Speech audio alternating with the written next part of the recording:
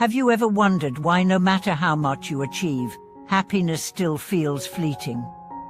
Have you ever caught yourself smiling in a photo, yet feeling empty on the inside? Welcome back to the channel. I'm your host, and today we are diving deep into a question most of us never dare to ask out loud. Are we truly chasing happiness, or are we just running from emptiness? In a world obsessed with more success, more possessions, more praise, it's time to explore what real happiness actually means. And for that, we turn to one of the oldest spiritual traditions known to humanity, Buddhism. This is not a religious sermon. This is an invitation to rethink everything you've been taught about joy, satisfaction, and fulfillment. What if happiness wasn't about adding more to your life, but subtracting the excess? What if joy isn't something to be chased, but something you uncover once you stop chasing? Let's start with the modern paradox. We have more than any generation before us, more technology, more convenience, more choices. And yet, we are also the most anxious, depressed, and disconnected. We work hard to get a raise, only to find the excitement fades within weeks. We buy a new phone, a new car, a new house, only to start craving the next upgrade shortly after. We travel to exotic places, take perfect photos, collect likes and comments, and still feel unfulfilled. Why? Because we've confused stimulation with satisfaction. We've mistaken dopamine spikes for deep contentment. We are chasing peaks, but never cultivating the valleys. Buddhism teaches a profound insight. Desire is not bad, but attachment to desire is what causes suffering. It's not wrong to want things, it's human. But when our entire identity gets wrapped up in having, we lose touch with being. There's a classic analogy in Buddhist texts. Desire is like drinking salt water. The more you consume, the thirstier you become. You think you're quenching your thirst, but you're deepening your craving.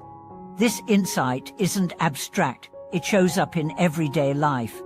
Tech Allen, a tech entrepreneur who built a successful startup, got featured in magazines, and even made millions, but behind the scenes, he was unraveling sleepless nights, anxiety attacks, and a knowing emptiness.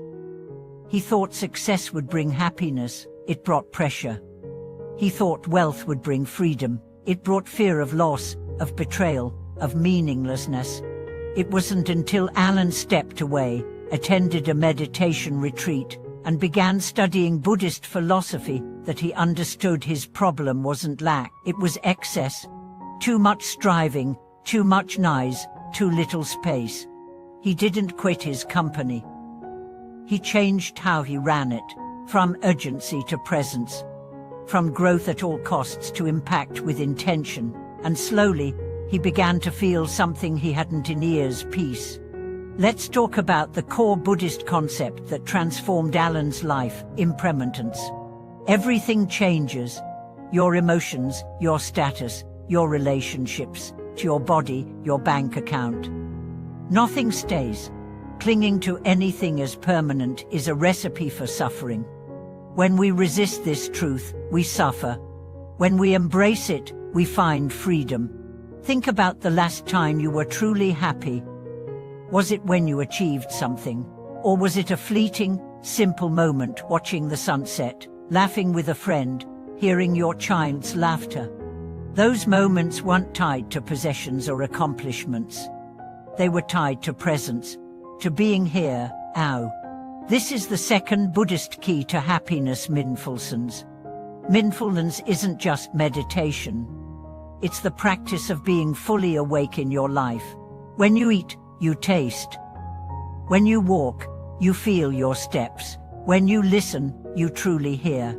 And when you suffer, you allow yourself to feel it without distraction. Mindfulness reveals the joy hidden in ordinary moments. A cup of tea, a deep breath, a kind word, a silent gaze, a breeze on your skin. These aren't placeholders until something better comes along. These are it. This is life, right here. Another principle worth understanding is in non-attachment. Non-attachment doesn't mean not caring. It means caring without clinging. It's the ability to love someone fully, but not try to possess them, to pursue a goal with passion, but not tie your worth to its outcome. It's being rooted in purpose, not results. There's a monk who once said, "Before I had nothing, I was happy. Then I got everything I wanted, and I was miserable. Now I have less than before, and I am at peace." What changed wasn't his possessions, it was his perception. So how do we begin to apply these teachings in our chaotic, modern lives? First, we slow down. We stop sprinting from one high to another. We make space for silence, for reflection, for simply being. Second, we observe our desires without judgment. Ask, what am I really seeking? Often, we are not chasing a thing, we are chasing a feeling, connection, safety, love, belonging. Third, we redefine success. Instead of asking, what can I get, we ask, what can I give?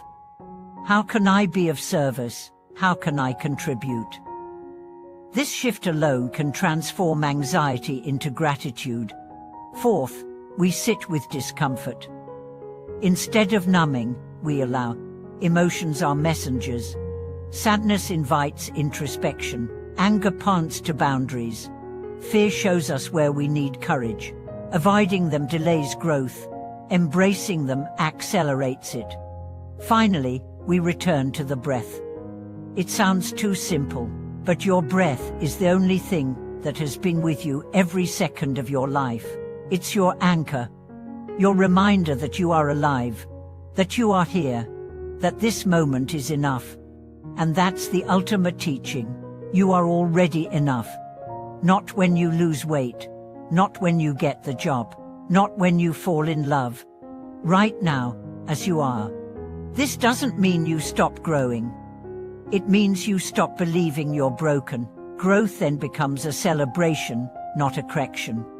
So let me ask you again, are you really chasing happiness, or are you running from yourself? Because true happiness isn't loud. It doesn't scream with fireworks. It whispers in stillness. It hides in simplicity. It reveals itself when the noise dies down and the heart finally speaks. Thank you for watching this video. If this message moved you, take a deep breath, smile gently, and leave a comment with what tin uff means to you. Don't forget to like, subscribe, and share this with someone who needs a reminder that happiness was never lost, it was just buried under the weight of wanting.